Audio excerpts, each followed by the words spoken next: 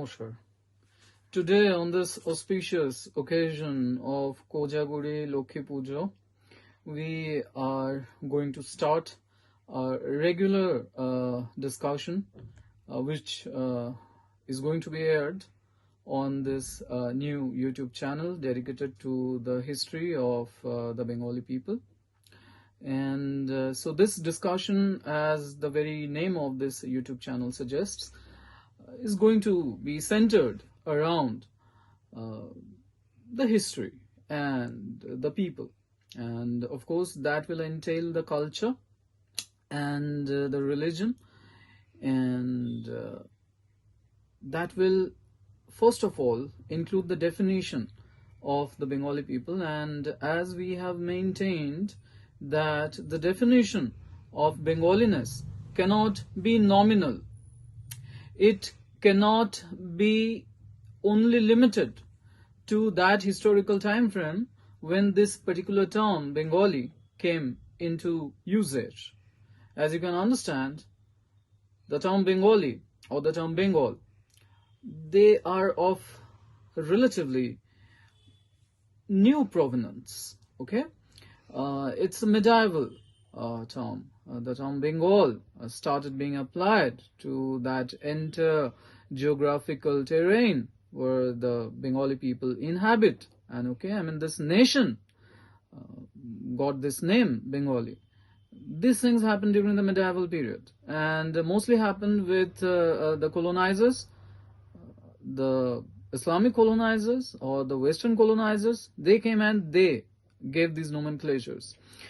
We had different nomenclatures, in different periods of our history. For example, Raja Ram Mohan Roy wrote the history of Gauriya. He wrote about the grammar of the Gauriya language, and that was not very long ago. So, Raja Ram Mohan Roy was a Bengali, right?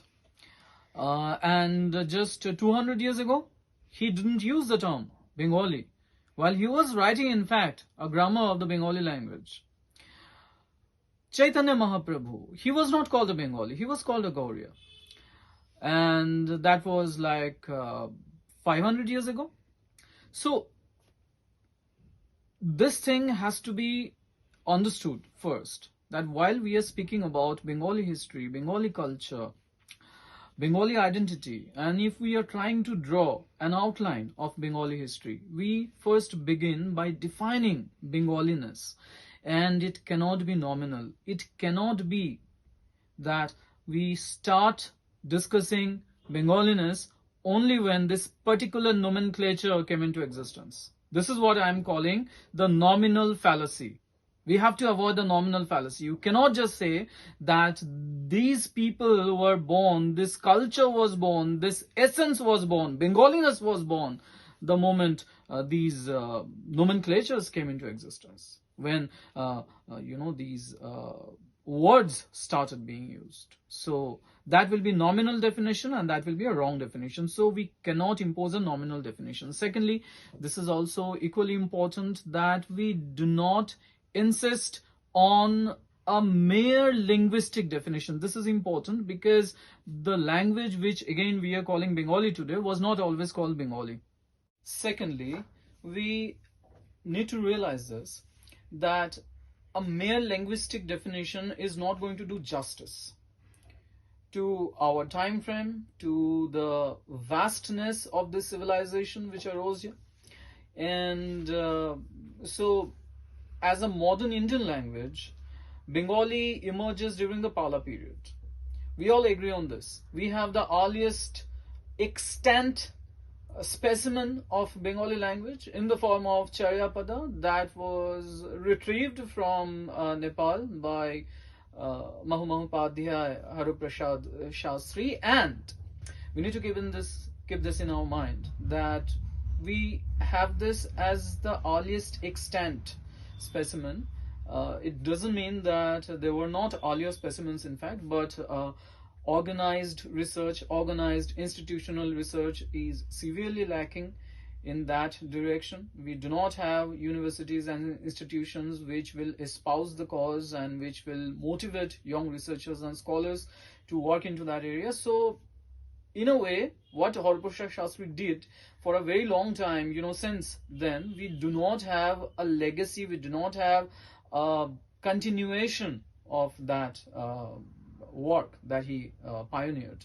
So this is to understand that Bengaliness does not originate with Charyapada. It was a very important document. It is in fact the earliest extant document, sadly, because other excavations which could have been promoted to different parts of Asia, where we can expect Bengali scholars and the Bengali, particularly the scholars and mystics of Tantra, those who were practitioners of Tantra, and Tantra is Gaure Prakashita Vidya, which is that illumination which was expressed for the first time in Gaura. And we shall see that how exactly the rise of Gaura and the documented history of Tantra are kind of simultaneous. We have recorded, documented evidence of Tantra from around the same time period when Gaura is in fact rising. Gaura as a kingdom, Gaura as an empire.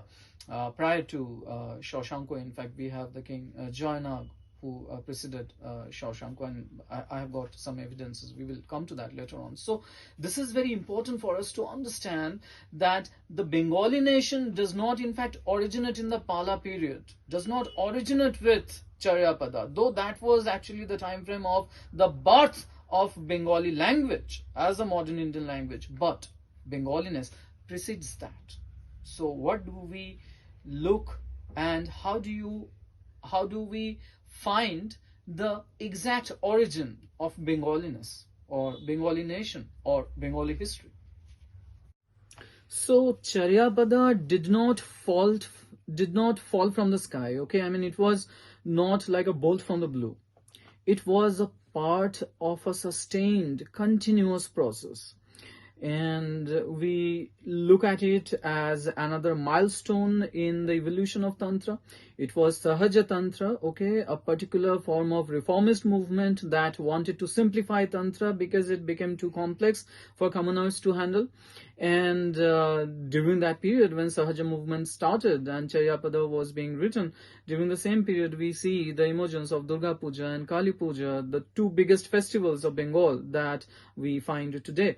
And there were reasons to believe that during Pala period, and that particular time frame, we are talking about the 10th century and the 11th century, a great fermentation happened, a great kind of ocean churning happened, out of which we have many new things, coming into existence. One of them is definitely Bengali as a modern Indian language, as it is generally accepted, as it is the scholarly consensus. But then again, let us say that Gauriya Prakrit definitely existed for quite some time. We have some evidences of Gauriya Prakrit, and in fact, the major claim of Bengali as a classical language largely rests on the shoulders of Gauriya Prakrit. So we will come to that. We will definitely come to that, as a language which is, we are using the word Prakrit, but it's actually, the Eastern Indic language.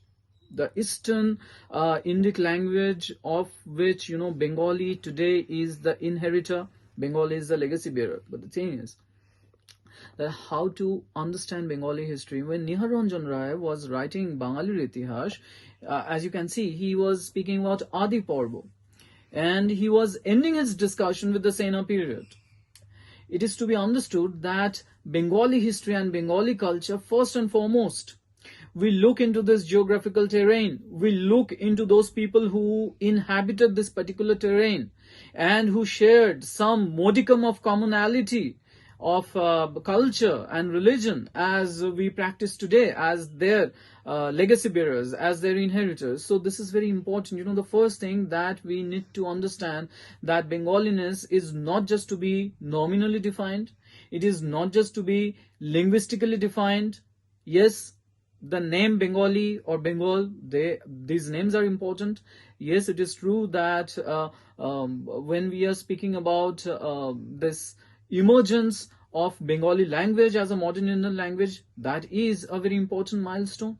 But we have to look at the rise of civilization and the rise of that particular culture, which is at the core of Bengaliness. Bengaliness is to be culturally and religiously defined. Not just this is the case of the Bengali nation, it is applicable to all the nations across the world.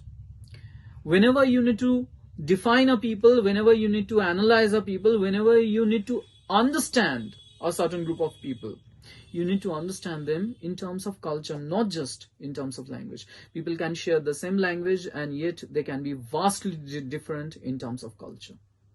All over the world, a lot of people speak in English. They are not all Englishmen. Somebody might speak in Bengali language and yet might not be a Bengali. So what defines Bengaliness? The very first question that I asked in the beginning of this video.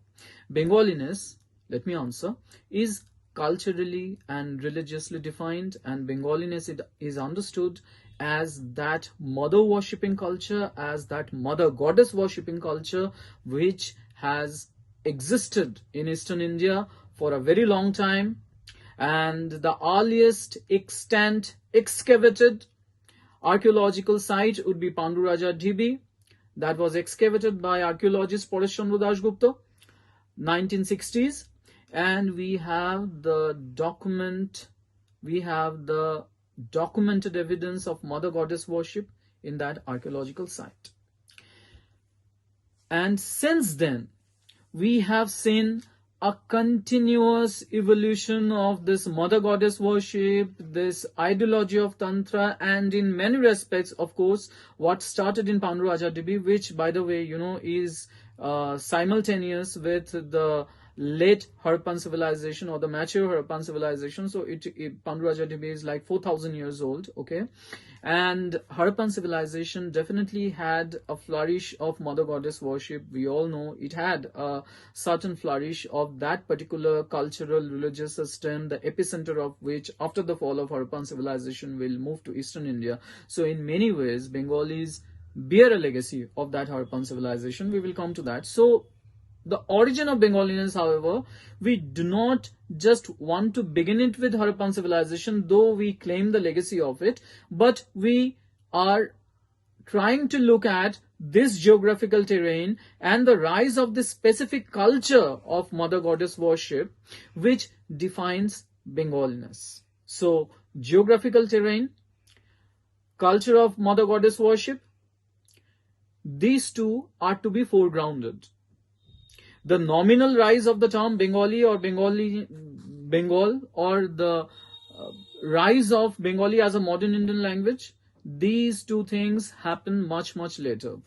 But the Bengali people started their origin in this Eastern Indian lands much, much earlier, and we start our discussion. We start the discussion of the history of Bengal, Bengali Ritihash as we are calling it, the history of the Bengali speaking people. We are starting that history with Panduraja Dhibi, and we are defining Bengaliness in cultural terms. I believe all over the world, all nations are culturally and religiously defined. You have to define a nation in terms of its culture, its religion, its way of life. That's very important. And in our case, that is mother goddess worship, that is lying at the center, that is lying at the core, that is lying at the root of our civilization.